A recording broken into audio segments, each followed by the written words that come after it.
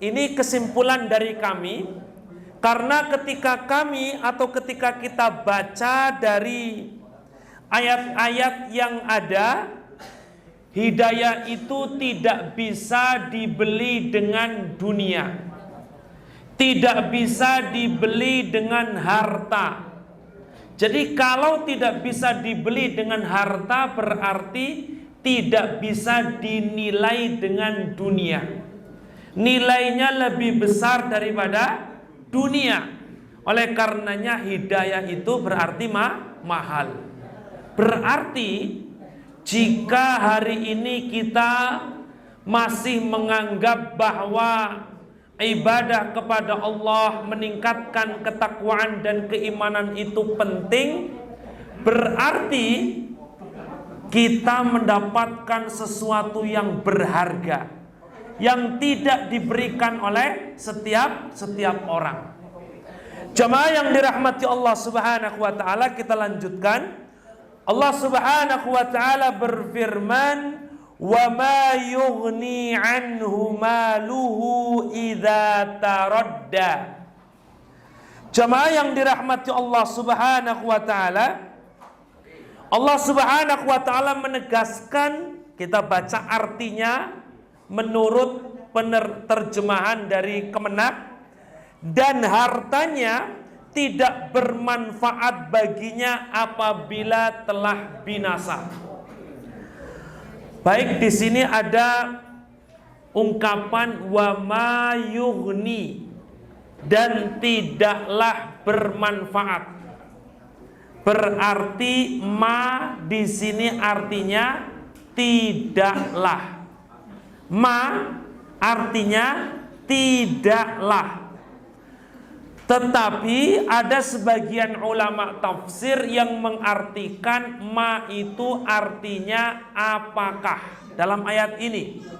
Sehingga bisa kita maknai, ya, dan apakah bermanfaat harta mereka jika telah binasa? Jadi di sini kalimatnya kalimat tanya, bukan sebuah penegasan.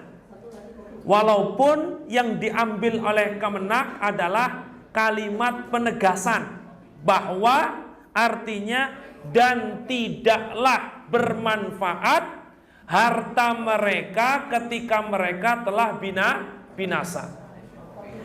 Jemaah yang dirahmati Allah Subhanahu wa taala, dan apa yang dimaksud binasa, ulama juga berbeda pendapat. Ada yang mengatakan binasa di sini artinya meninggal dunia, dan harta mereka tidak bermanfaat ketika mereka telah meninggal dunia. Ada yang mengartikan, ya, ketika telah binasa artinya ketika mereka masuk ke dalam neraka. Jadi harta mereka sudah tidak lagi berguna ketika mereka masuk neraka. Oleh karenanya jika kita gabung, makna dari ayat ini adalah wa may yughni anhu maluhu idza taradda, dan tidaklah bermanfaat hartanya idza taradda jika mereka telah binasa, ai halaka.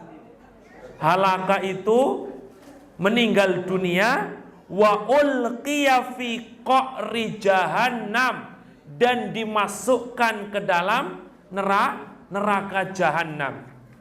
Ini maksud dari ayat wa may yughni anhu maluhu idza taradda. Jemaah yang dirahmati Allah Subhanahu wa taala, karena orang-orang kafir mereka menganggap harta mereka itu bisa mengekalkan mereka, sehingga mereka berlaku bakhil, tidak mau mengeluarkan di jalan Allah Subhanahu wa taala. Mereka bakhil. Bahkan mereka menganggap bahwa ketika dapat harta itu sudah lupa terhadap kehidupan akhirat. Jika mereka adalah beragama samawi, Agama Yahudi dan Nasrani percaya adanya kehidupan akhirat. Tapi ketika mereka mendapatkan harta, mereka lupa. Sehingga harta tersebut itu menyebabkan mereka lupa terhadap alam akhirat. Menganggap itu bisa mengekalkan mereka. Jemaah yang dirahmati Allah Subhanahu wa ta'ala. Dan salah satu bentuknya begini. Berapa banyak orang yang punya harta banyak beranggapan nanti kalau saya sakit tinggal berobat, kan uang saya banyak. Itu salah satu anggapan harta bisa mengekalkan dia. Padahal berapa banyak orang yang berobat, jangankan mendapatkan kesembuhan, tahu penyakit apa yang dia derita pun itu banyak yang mereka belum bisa mendiagnosanya. Ini sakit apa? Padahal sudah mengeluarkan harta yang banyak. Maka ini salah satu bentuk menganggap harta bisa mengekalkan, yaitu apa? Kalau nanti saya sakit, gampang saya berobat karena harta saya banyak. Padahal berapa banyak orang yang sehat langsung meninggal dunia. Jemaah yang dirahmati Allah Subhanahu wa ta'ala. Mari kembali kita kepada mengingat akhirat, mengingat kematian. Karena Nabi Shallallahu Alaihi Wasallam menganjurkan kepada kita, aksiru dzikra hadimil ladzat. Perbanyaklah oleh kalian untuk mengingat yang membinasakan kelezatan. Apa yang membinasakan kelezatan? Mati. Allah Subhanahu wa ta'ala berfirman berikutnya, inna alaina lal huda. Dan sesungguhnya bagi kami atau kepunyaan kami adalah petunjuk. Jadi petunjuk milik Allah Subhanahu wa ta'ala. Dikatakan inna alaina bimuqtada hikmatina wa rahmatina bi'ibadina an nubayyina lahum asbabal hidayah.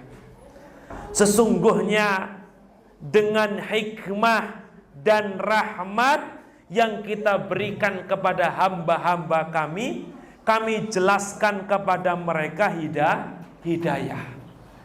Berarti jamaah yang dirahmati Allah, manakala kita mudah untuk mengakses ilmu, baik mungkin melalui media sosial, melalui membaca buku, melalui menghadiri majelis ilmu, kita mudah untuk itu, maka yakinlah insya Allah itu merupakan salah satu bentuk rahmat Allah kepada kita. Jadi salah satu rahmat Allah, kasih sayang Allah itu tidak mesti orang dapat dunia. Tapi apa? Kasih sayang Allah itu seorang dimudahkan untuk mendapatkan hidayah. Jadi kita hadir di majelis ini, kita dimudahkan oleh Allah Subhanahu wa ta'ala. Itu salah satu bentuk karunia dari Allah Subhanahu wa ta'ala, kebijaksanaan Allah dan rahmat Allah kepada kita. Maka ketika kita semakin bersyukur, insya Allah Allah akan tambah kemudahan bagi kita dan akan tambahkan ilmu untuk kita. Jemaah yang dirahmati Allah Subhanahu wa ta'ala, jadi inna alaina lal huda, sesungguhnya petunjuk itulah milik kami, kami yang menjelaskan kepada hamba-hamba kami.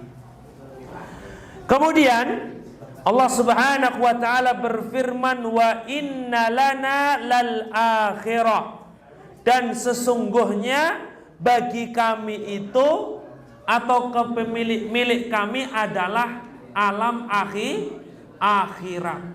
Jadi akhirat milik Allah Subhanahu wa ta'ala. Oleh karenanya nanti ketika seorang berada di akhirat, tidak ada raja. Pemilik dunia pada saat itu sama dengan orang yang tidak punya dunia. Semuanya dalam posisi yang sama, dalam keadaan yang sama. Yang membedakan adalah amal soleh masing-masing. Maka Allah subhanahu wa ta'ala berseru, ainal jabbarun, mana orang-orang yang sombong? Ainal mutakabbirun, orang-orang yang sombong, orang-orang yang angkuh. Allah subhanahu wa ta'ala menyeru demikian. Kenapa? Karena Allah subhanahu wa ta'ala ingin menunjukkan bahwa pada saat itu satu-satunya pemilik adalah Allah. Yang lain mereka sangat butuh atau statusnya fakir indallah, yang sangat membutuhkan, fakir kepada Allah subhanahu wa ta'ala. Maka Allah tegaskan akhirat itu milik kami. Wal ula, begitu pula kehidupan yang pertama. Apa kehidupan yang pertama? Al hayatud dunya, kehidupan dunia itu juga milik Allah. Maka ketika ada orang ingin dunianya baik, dunianya lancar, akhiratnya baik, mendapatkan ketentraman, tidak ada tempat meminta kecuali meminta kepada pemiliknya, yaitu Allah subhanahu wa ta'ala. Karena kan kadang-kadang kalau orang sudah kepentok, dia larinya, akal sehatnya sudah hilang, sudah lupa terhadap ilmunya, larinya ke siapa? Orang pintar. Larinya ke dukun, larinya kemana? Penggandaan uang dan seterusnya. Kenapa mudah seperti itu? Karena akal sehatnya sudah rusak. Mereka sudah tidak ada lagi rasanya jalan keluar, jalan satu-satunya dengan ikut seperti itu. Padahal yang demikian itu justru akan membuat dia semakin celaka dunia dan celaka akhirat. Jemaah yang dirahmati Allah subhanahu wa ta'ala, Allah subhanahu wa ta'ala tegaskan untuk orang-orang yang seperti ini, fa'angzartukum naran taladha, dan kami peringatkan kepada kalian, khawwaftukum, kami takut-takuti kalian dengan neraka yang menyala-nyala. Jamaah yang dirahmati Allah subhanahu wa ta'ala, neraka di sini adalah neraka di akhirat. Jadi ada tungku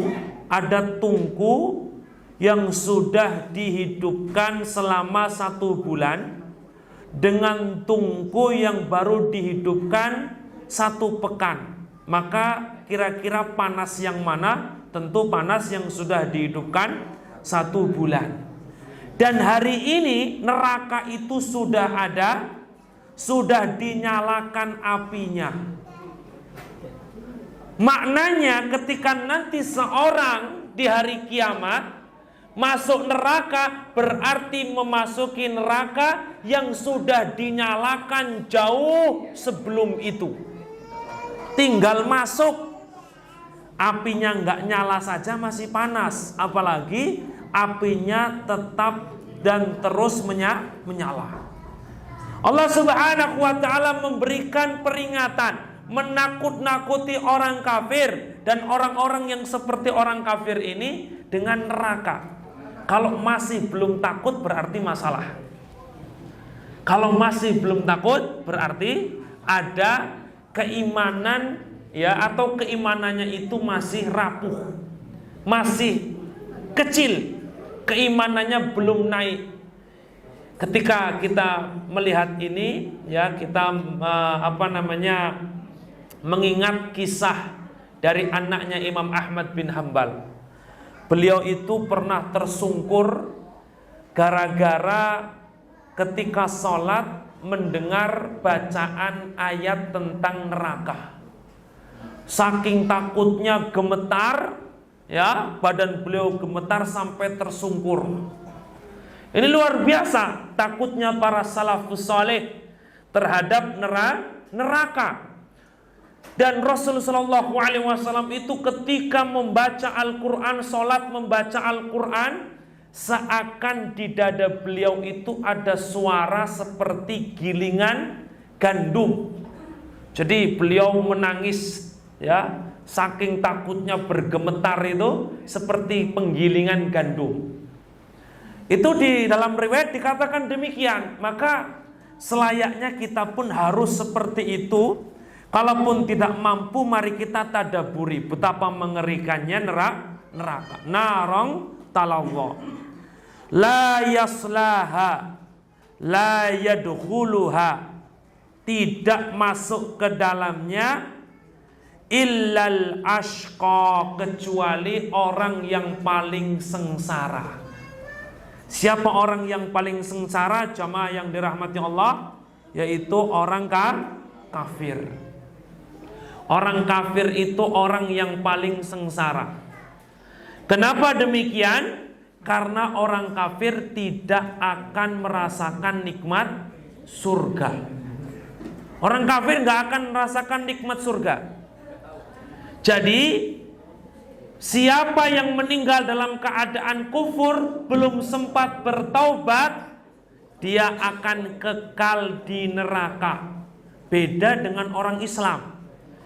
Seburuk-buruknya orang Islam, kalau masih muslim, masih beriman, belum melakukan pembatal keislaman, orang seperti ini nanti walaupun masuk neraka, dia ada kesempatan untuk masuk surga. Ada kesempatan. Ini keyakinan Ahlus Sunnah wal Jamaah. Bahkan azab, hukuman, siksaan di alam barzakh itu menjadi pengurang untuk mengurangi siksa yang ada di neraka. Ini untuk orang beriman. Jadi kalau misalkan di neraka dia dihukum 100 contohnya, di alam barzakh sudah dihukum 20, tinggal 80 lagi. Jadi kalau sudah 80 selesai, dia layak masuk surga. Ini orang yang beriman, walaupun ahli maksiat, zina, minum khamar, mencuri dan seterusnya, tapi masih beriman, masih muslim, dia ada kesempatan masuk surga. Tapi orang kafir selamanya tidak akan masuk surga. Dia di neraka, kekal di dalamnya. Jadi kalau di alam barzakh mendapatkan azab tersebut tidak bisa menjadi DP kalau bahasa kita mungkin untuk azab di neraka. Terus dia akan mendapatkan azab tersebut. Bahkan azab di neraka lebih dahsyat daripada azab di alam barzakh. Karena alam barzakh itu yang merasakan ruh, adapun jasad mengikuti. Di dunia yang merasakan jasad, ruhnya mengikuti. Alam akhirat, surga dan neraka yang merasakan dua-duanya. Jasad dan ruhnya merasakan. Jadi kalau tangannya kebakar, berarti ruhnya pun merasakan sakit. Berbeda dengan di dunia. Berapa banyak orang yang mendapatkan ujian dari Allah Subhanahu wa taala dengan disiksa. Ya seperti hari ini saudara-saudara kita di Gaza, mereka kolbunya masih istiqomah di atas iman. Walaupun mungkin tangannya sudah nggak ada, walaupun mungkin kakinya dalam kondisi putus dan seterusnya, itu ruhnya mengikuti. Tapi kalau di akhirat dua-duanya dapat. Jadi kalau orang diazab oleh Allah di neraka, jasad dan rohnya merasakan. Begitu pula orang yang dapat nikmat di surga, jasad dan rohnya merasakan nikmat. Jemaah yang dirahmati Allah Subhanahu wa taala, di dunia ini kan jasad bisa dihilangkan azabnya. Orang operasi itu pakai obat bius, ruhnya nggak sakit, jasadnya pun nggak sakit. Maknanya ya kalau jasadnya sudah tidak sakit, ruhnya insya Allah merasa nyaman. Itu di dunia, tapi akhirat tidak bisa. nggak ada obat bius untuk ruh. Jadi kalau ruhnya merasakan sakit, ya dia pasti akan merasakan sakit, dan tidak ada obat bius di neraka untuk jasad. Jadi jangan kita beranggapan seperti orang Yahudi. Orang Yahudi itu begini menganggap, orang kalau sudah masuk neraka, sehari mungkin merasakan adab, 2 hari merasakan adab, lama-lama berkurang, nanti dia bisa beradaptasi. Jadi kalau sudah 1 bulan sudah biasa. Ini orang-orang Yahudi. Padahal Allah Subhanahu wa taala mengabarkan kullama nadijat juluduhum, setiap kali kulit mereka matang, melepuh, badalnahum juludan ghairaha liyadzuqul adzab, kita ganti dengan kulit yang baru untuk merasakan azab. Jadi ganti kulit bukan supaya glowing, melainkan ganti kulit supaya bisa lebih dahsyat untuk diazab oleh Allah Subhanahu wa taala. Jemaah yang dirahmati Allah Subhanahu wa taala, yang akan memasuki neraka al-ashqa, orang yang paling sengsara. Siapa yang paling sengsara? Al-kafir, orang kafir. Siapa orang kafir itu? Alladzi kadzdzaba wa tawalla, orang yang mendustakan dan yang berpaling. Ini sifatnya orang kafir. Kadzdzaba bil haq, mendustakan kebenaran. Apa itu kebenaran? Al-Quran dan Sunnah. Datang Al-Quran dan Sunnah, dia katakan belum tentu benar kalau kita amalkan pada kondisi sekarang. Apakah mesti relevan dan seterusnya. Kadzdzaba bil haq, mendustakan akan kebenaran. Ini sifatnya orang kafir. Wa tawalla wa a'rada an ta'atillah, berpaling dari ketaatan kepada Allah Subhanahu wa taala. Jadi dia tidak melakukan ketaatan dan tidak percaya akan yang datang dari Allah dan Rasulnya. Ini parah kalau begini. Dan hari ini banyak jamaah yang dirahmati Allah, ketika kita melihat komentar-komentar netizen. Ada misalkan ustadz menjelaskan tentang masalah agama, yang masalah tersebut sedikit agak menyinggung, padahal itu benar. Apa komentarnya? Masya Allah, waliyadzubillah. Orang yang mungkin mengaku Islam tapi terbawa untuk berkomentar dengan komentar-komentar mirip orang kafir. Dan hari ini banyak, wallahu alam, itu orang atau mesin, kita juga nggak tahu. Tetapi dohirnya adalah yang komentar itu banyak yang seperti itu. Menyudutkan Islam sudah tidak relevan, kecanduan agama, dan seterusnya. Maka orang-orang yang mengatakan jangan candu agama, hakikatnya mereka candu kepada syahwat.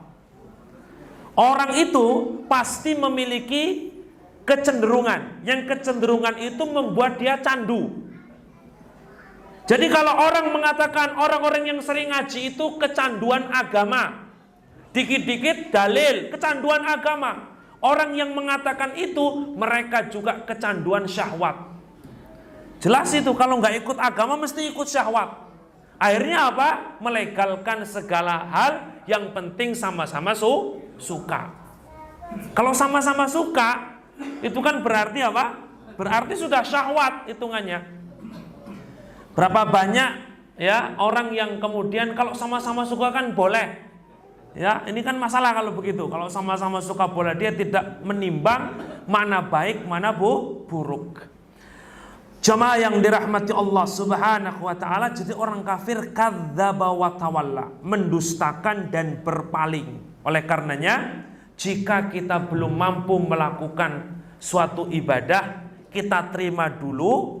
Kita kemudian memiliki angan-angan untuk melakukan itu, jangan kita tolak. Walaupun hari ini mungkin kita belum mampu, jangan ditolak. Karena kalau kita menolak, khawatir tawalla, berpaling dari ketaatan kepada Allah Subhanahu wa taala. Kalau itu benar, yakini sebagai sebuah kebenaran walaupun mungkin pahit untuk kehidupan kita. Pahit di sini kan sebenarnya perasaan kita saja. Padahal syariat Islam itu semuanya manis. Syariat Islam semuanya manis.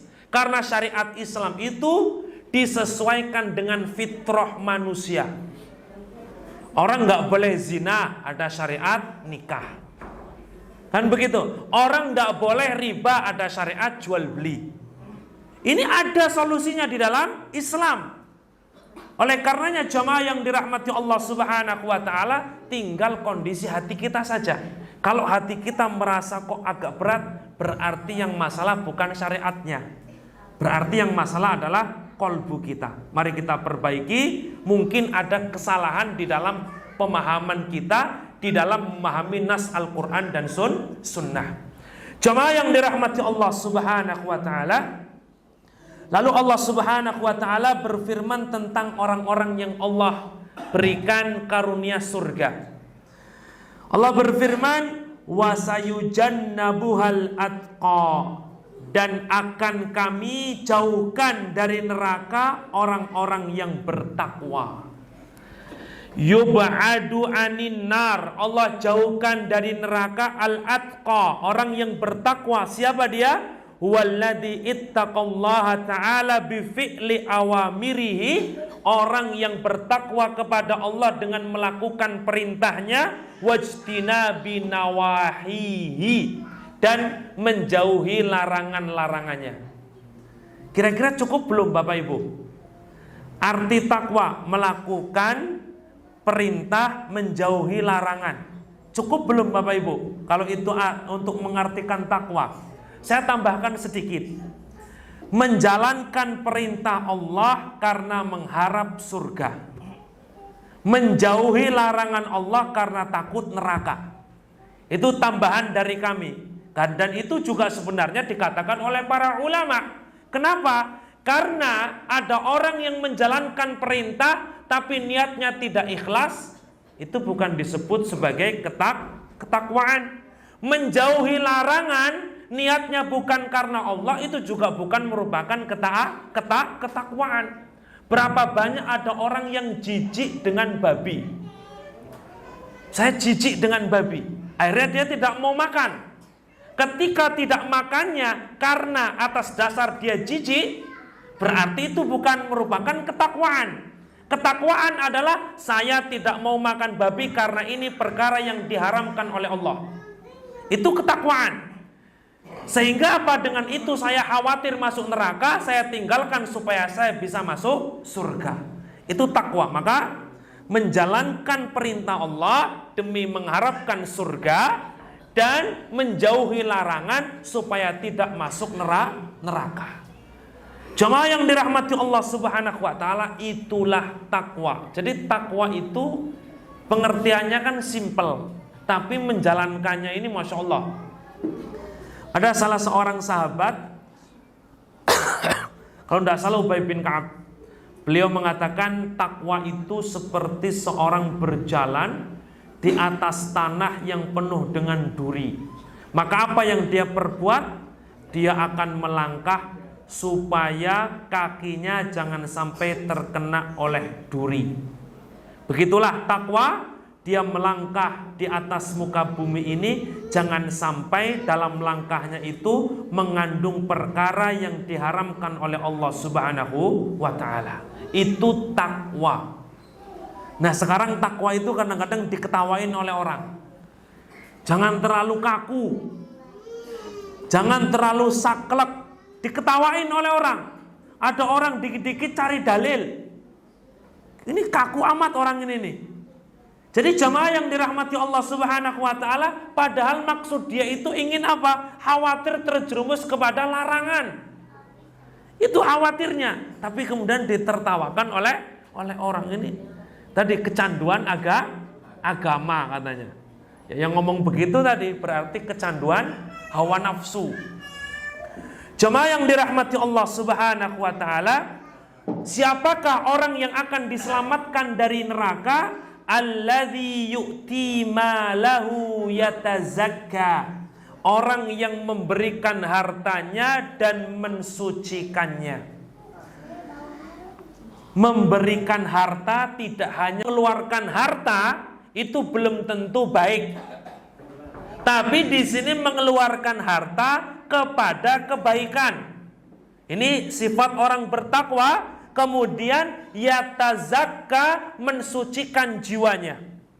Mensucikan jiwanya liyutahhira nafsahu minadz-dzunub, untuk mensucikan jiwanya dari dosa-dosa, wa ma lahu minal afat, dan hartanya dari bencana ataupun kejelekan-kejelekan. Di antaranya adalah menunaikan zakat. Kenapa zakat disebut zakat? Zakat itu kan zakka yuzakki, mensucikan. Maka orang yang menunaikan zakat, dia mensucikan jiwanya dan membersihkan hartanya. Jadi harta orang kaya itu masih kotor karena dia sudah wajib zakat. Kotornya apa? Ada yang harus dia keluarkan ketika sudah mencapai nisab. Kalau harta zakat uang atau emas dan yang lainnya itu 2,5% itu kotor. Maka 2,5% ini harus dikeluarkan, sehingga ketika dikeluarkan hartanya jadi bersih. Nah, kalau dia tidak keluarkan, dia berikan atau dia makan, dia berikan kepada anak dan istrinya, berarti telah memberikan kepada keluarganya harta yang haram atau setidaknya kotor. Makanya keluarga Nabi itu tidak boleh menerima zakat, karena zakat itu kotoran manusia, kotoran, tidak layak untuk keluarga Nabi Shallallahu Alaihi Wasallam. Jadi kalau ngaku sebagai Habib, maka konsekuensinya jangan terima zakat. Dia boleh menerima ghanimah. Ghanimah itu 1/5, dapatnya 5 miliar, 1 miliarnya untuk keluarga Nabi. Itu ghanimah 1/5. Jadi kalau dapat ghanimah tidak berhak ngambil zakat. Ada sebagian ulama mengatakan kalau tidak dapat ghanimah karena tidak ada perang, berarti dia boleh mengambil dari zakat. Ada sebagian yang mengatakan demikian. Wallahu a'lam bishawab. Jemaah yang dirahmati Allah Subhanahu wa taala, alladzi yu'ti malahu yatazakka wa ma li ahadin indahu min ni'matin tujza, dan tidaklah bagi seorang baginya dari nikmat yang kemudian dibalas. Laisa li ahadin indahu min yadin au ma'rufin fayaksida bi'itaihi mujazataha. Jadi orang seperti ini ketika memberi tidak berniat untuk balas budi. Ini berarti takwa yang paling tinggi. Orang memberi niatnya bukan balas budi. Kalau balas budi berarti kan mengganti pemberian orang. Jadi orang begini yang derajatnya tinggi, sebelum dikasih sih sudah ngasih. Sebelum memberikan kepada saudara, sebelum diberi oleh saudaranya, dia sudah memberi. Maka ini luar biasa. Nah, derajat orang seperti ini luar biasa. Tapi bukan berarti salah orang yang diberi oleh saudaranya. Kalau diberi oleh saudaranya diterima. Dan kata Nabi Shallallahu Alaihi Wasallam, man sona'a ilaikum ma'rufan fakafi'uhu. Siapa yang di antara kalian ada orang berbuat baik kepada kalian, cukupkan kepadanya. Kalau nggak bisa, ucapkan jazakumullahu khairah. Baik, karena sudah terdengar suara adzan, kita cukupkan sampai pada ayat ini. Nanti mungkin pertanyaan atau kita lanjut. Kayaknya pertanyaan saja. Saya bilang lanjut, tapi nanti biasanya pertanyaan juga. Jadi kita pertanyaan mungkin setelah sholat isya. Barakallahu fikum, jazakumullahu khairan katsira. Wassalamualaikum warahmatullahi wabarakatuh. Baik, berkaitan dengan hutang, kalau ada orang mengaku fulan itu pinjam uang ke saya. Maka mana yang diambil? Seorang yang mengaku ya harus mendatangkan bayyinah. Al bayyinatu 'alal mudda'i wal yaminu 'ala man ankara. Itu kata Nabi SAW, yaitu al bayyinah, bukti bagi orang yang mengaku. Dohirnya atau keumuman orang, hukum asalnya dia tidak punya tanggungan, hukum asalnya.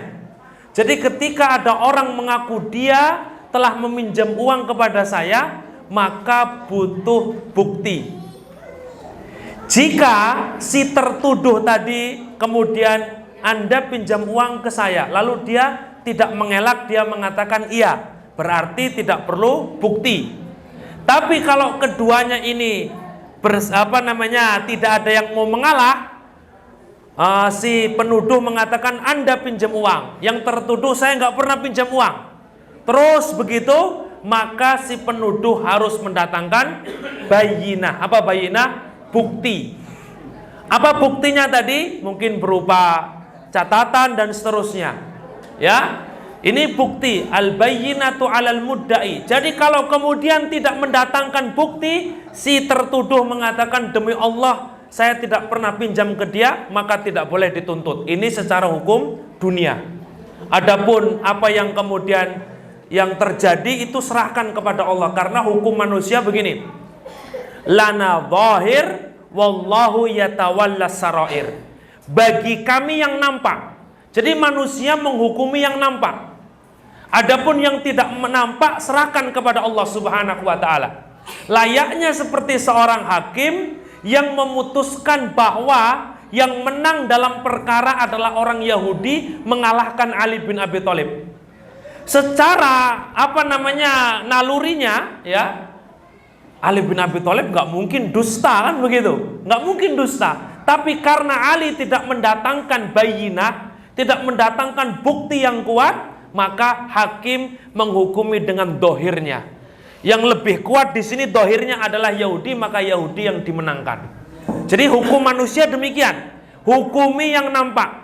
Adapun yang tidak nampak serahkan kepada Allah Subhanahu wa taala. Kaitannya dengan tadi, maka yang tertuduh sudah meninggal dunia. Kan begitu. Yang tertuduh sudah meninggal dunia, kemudian berarti ini dia menuntut kepada ahli waris. Karena ketika seorang meninggal dunia, harta dibagi 4. 1 untuk bayar hutang. 2 wasiat. 3 tajhizul janais, penyelenggaraan jenazah. 4 dibagi warisan kepada ahli waris. Jadi jangan dibagi dulu, hutang belum dilunasi. Nah, ketika si penuduh tadi datang kepada ahli waris, lalu ahli warisnya, oh kalau begitu ya sudah nggak apa-apa. Berapa Pak yang dipinjam oleh almarhum atau oleh bapak saya yang sudah meninggal, sekian-sekian, kemudian dilunasi, maka tidak mengapa. Tetapi ketika si ahli waris mengatakan kayaknya enggak loh, nah maka disinilah penuduh harus mendatangkan bukti. Jadi tergantung nanti di sana. Ya, mungkin si ahli waris melihat, insya Allah ini orangnya jujur, sudah kita percaya insya Allah, dan seterusnya. Tinggal nanti dilihat hukum asalnya manusia itu bara'atu dhimmah, terbebas dari tanggungan, hukum asalnya. Jadi kalau ada orang mengaku menuduh dia punya tanggungan, harus mendatangkan bukti, kecuali si tertuduh kemudian mengakui dari tuduhan tersebut. Wallahu a'lam bishawab, begitu.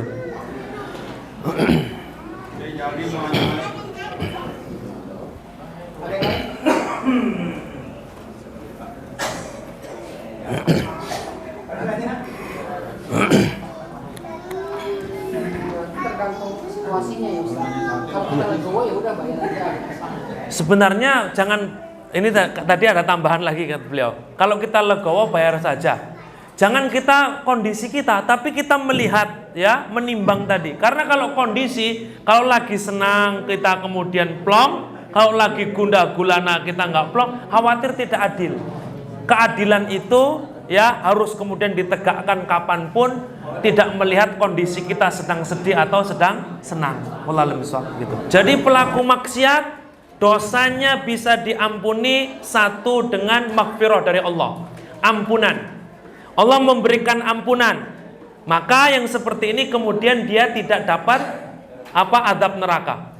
Tapi ada dosa-dosa yang Allah Subhanahu wa taala tidak ampuni. Apa itu? Dosa besar. Maka menurut Ahlus Sunnah wal Jamaah, pelaku dosa besar tahta masyiatillah, berada di bawah kehendak Allah Subhanahu wa taala. Insya'a, jika Allah berkehendak Allah ampuni, jika Allah berkehendak Allah azab dia. Maka pelaku dosa besar ketika Allah menginginkan untuk mengazabnya, azab itulah yang akan menghapus dosanya. Jadi ketika dia berdosa masuk neraka, maka neraka itu nantinya akan menghapus dosanya. Oleh karenanya kalau dosanya sudah hilang berarti dia layak masuk surga. Namun kekafiran tidak bisa dihapus walaupun dengan azab neraka. Kekafiran, kami ulangi lagi, kemusyrikan, kekafiran tidak bisa dihapus dengan azab neraka. Tapi dosa besar bisa menghapus, ya, mohon maaf, azab neraka bisa menghapus dosa besar. Maka nanti Allah Subhanahu wa taala perintahkan kepada malaikat, cari orang yang punya iman walaupun sebesar biji. Kalau dulu kan biji sawi, sekarang masih ada yang lebih kecil. Apa Bapak Ibu? Atom dan seterusnya. Bukan kacang atom lebih gede. Jadi sesuatu yang paling kecil, ketika malaikat ini cari ke neraka, rupanya malaikat tidak dapat. Lapor kepada Allah, ya Allah, tidak ada orang yang punya iman di neraka, semuanya orang kafir. Cari masih ada. Dicari, ya mungkin kalau bahasa kita digorek-gorek di bawah bara api, rupanya masih ada. Lalu dia dimasukkan ke telaga kehidupan, dia hidup kembali, kemudian Allah berikan kepadanya rahmat, dia masuk surga. Ada iman kecil.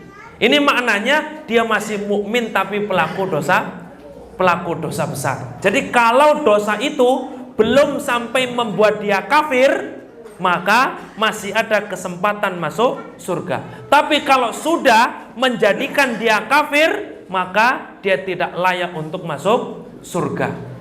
Allah alam sahab, begitu Pak. Ini berkaitan dengan syafaat. Syafaat manusia untuk yang lain. Maka dalam syafaat itu ada dua syarat. Syarat yang pertama, Allah mengizinkan kepada pemberi syafaat untuk memberikan syafaat. Anak tadi Allah izinkan kamu boleh memberi syafaat. Yang kedua, syarat yang kedua, ridho Allah kepada orang yang akan diberikan syafaat. Jadi kepada kedua orang tuanya, seandainya Allah mengizinkan kepada ini dan Allah ridho kepada yang akan diberikan syafaat, maka bisa mendapatkan syafaat. Sedangkan orang kafir tidak akan mendapatkan ridho untuk mendapatkan syafaat. Orang yang hafal Quran itu orang soleh. Sekarang kita bandingkan dengan Nabi. Soleh mana Bapak Ibu? Soleh Nabi SAW. Bahkan ketika Al-Abbas bin Abdul Muthalib bertanya kepada Nabi, apa yang telah engkau berikan untuk pamanmu Abu Thalib karena dia telah membantumu dalam dakwah? Apa kata Nabi SAW? Aku meminta supaya dia diringankan azabnya. Laula ana lakana fid darkil asfali minan nar. Kalau bukan karena aku, niscaya dia berada di keraknya api neraka, tapi tetap di neraka. Maknanya Nabi saja tidak bisa memberikan syafaat kepada paman beliau. Apalagi orang yang ada di bawah Nabi seperti hafidz Quran atau mungkin kita semuanya, itu kan di bawah Nabi semuanya, maka dia ketika ingin memberikan syafaat tadi harus ada dua syarat, izin dan ridho. Maka murtad meninggal dalam keadaan kafir, belum sempat bertaubat kepada Allah, dia akan kekal di neraka. Kenapa kita mengatakan demikian? Al-Quran dan hadis mengatakan demikian. Wallahu a'lam bishawab, begitu Pak.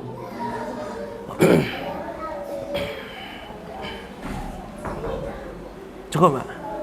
Baik, demikian karena dirasa cukup penutup dari kami. Kenapa kok jahat amat ini? Orang kafir nggak bisa masuk surga. Jamaah yang dirahmati Allah, sebaik apapun orang kafir kepada manusia, itu luar biasa. tapi dia masih kafir, berarti sama penciptanya dia buruk. Kepada penciptanya dia buruk walaupun baik kepada makhluknya. Kepada makhluk Allah dia baik, tapi kepada penciptanya dia buruk. Dia tidak beradab, dia tidak mau taat. Hakikatnya orang seperti ini orang yang jahat kepada Allah Subhanahu wa ta'ala. Walaupun kejahatannya tidak berpengaruh terhadap Allah, tapi dia jahat kepada Allah. Jadi dengan seperti itu dia layak masuk neraka dan kekal di dalamnya. Begitulah tadi sebagaimana Al-Quran dan Sunnah menegaskan bahwa mereka kekal di neraka khalidina fiha. Wallahu a'lam bishawab. Barakallahu fikum, jazakumullahu khairan katsira. Subhanakallahumma wa bihamdika asyhadu an la ilaha illa anta astaghfiruka wa atubu ilaik. Wassalamualaikum warahmatullahi wabarakatuh. Waalaikumsalam.